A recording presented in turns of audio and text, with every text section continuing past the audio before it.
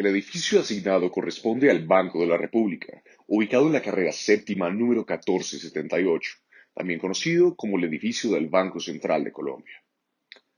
Este se construyó en 1958 y tiene una base de 36 por 60 metros, una altura de 53,40 metros y un área bajo tierra de 12,7 metros.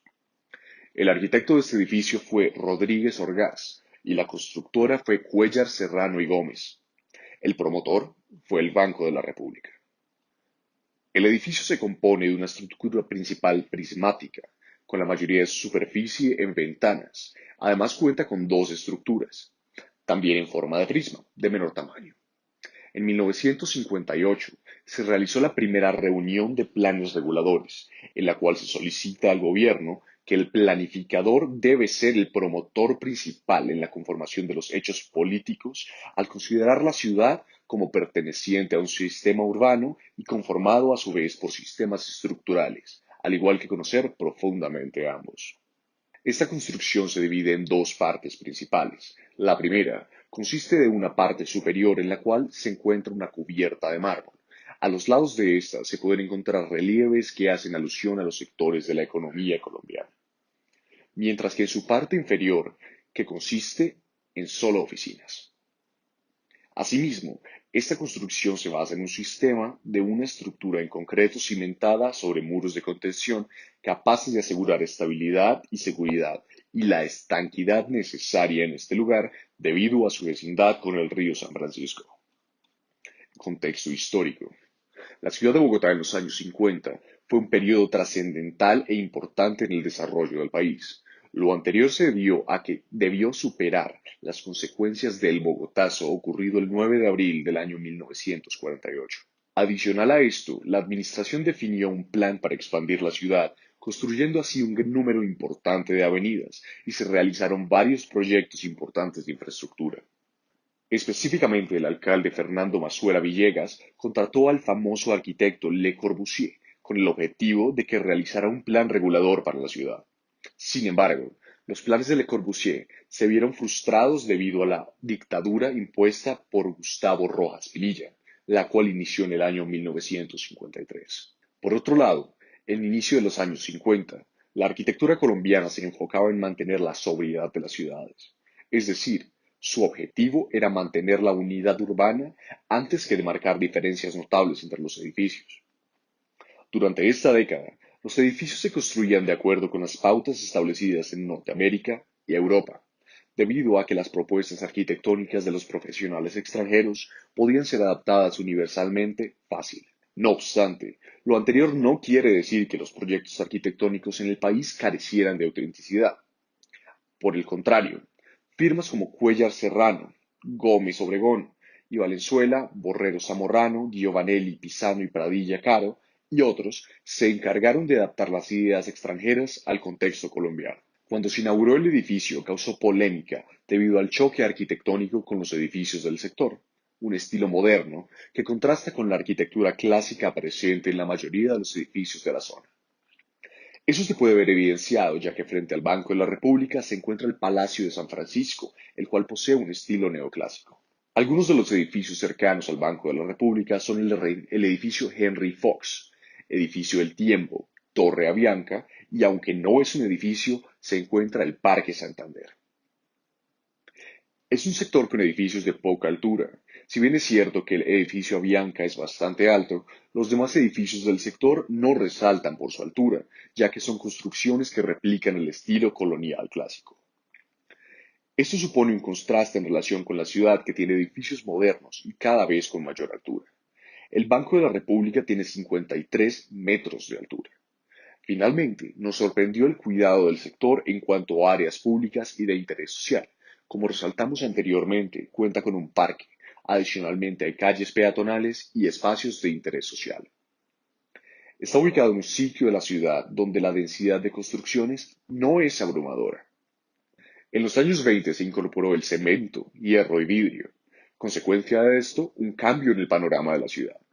Los campanarios y las iglesias dejaron ser las edificaciones más altas y como fue pasando en la mayoría de ciudades más importantes del mundo.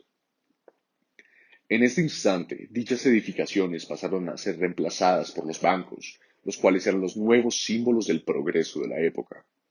El cambio en la arquitectura de la ciudad estuvo acompañada con la llegada del tranvía y el automóvil.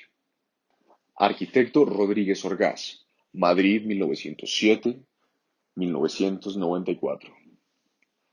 Alfredo Rodríguez Orgaz fue uno de los 5 arquitectos españoles considerados en la primera generación que llegaron a Colombia, entre 1937 y 1940. Egresado de la Escuela de Arquitectura de Madrid y quien ejerció su profesión en España en oficinas de profesionales.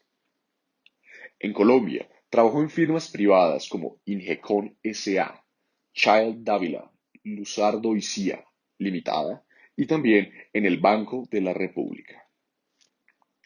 Cuando consiguió su trabajo en Child Dávila, Luzardo y Cía Limitada, se iniciaron un proyecto de reforma de fachada en el norte del edificio Pedro A. López, el cual fue la primera sede del Banco de la República desde 1923.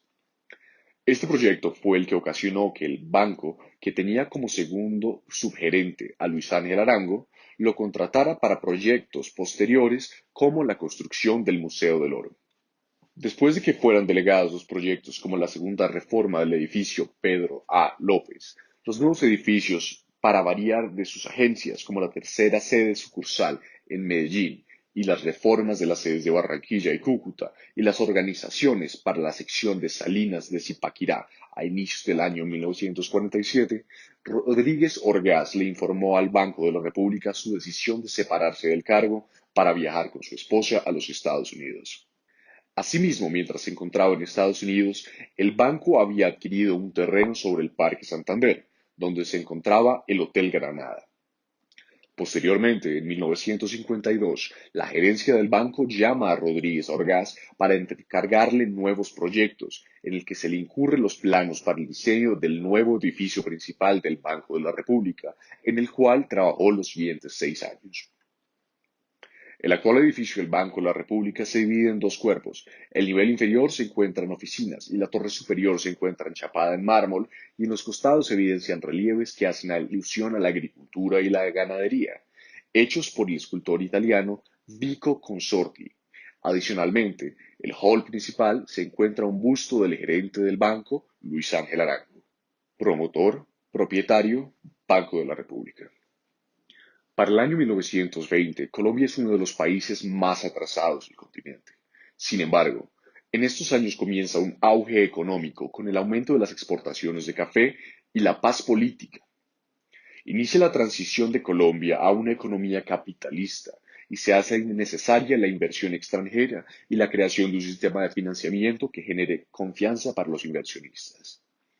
Por esta razón, en 1922, el Congreso aprueba la creación de un único banco de emisión, giro, depósito y descuento, el cual financia la mitad del gobierno y la otra mitad de los bancos comerciales. Finalmente, en 1928, por seguridad y prestigio, el Banco de la República decide contratar a arquitectos extranjeros, entre ellos Alfredo Rodríguez Orgaz, para la construcción de sus primeros edificios. Este promotor tiene como objetivo crear sus edificios en el centro de las ciudades, donde estos se conviertan en hitos urbanos. Constructor: Cuéllar Serrano Gómez y Cía. La compañía se formó en 1933 con la asociación del arquitecto ingeniero Gabriel Serrano, el arquitecto Camilo Cuéllar y el ingeniero José Gómez Pinzón, los cuales son egresados de la Universidad Nacional. La firma fue pionera en la construcción de hospitales como el Hospital San Carlos, que fue en su momento el más moderno y mejor dotado, donde se ensayaron las primeras técnicas de construcción en concreto pretensado. Cabe resaltar que en su momento pico, en los años 60, la firma llegó a ejecutar 50 proyectos a la vez, poseía 6.000 obreros y una gran cantidad de personal en sus oficinas. Por esta razón, no se podían hacer cargo de trabajos pequeños como la construcción de casas individuales.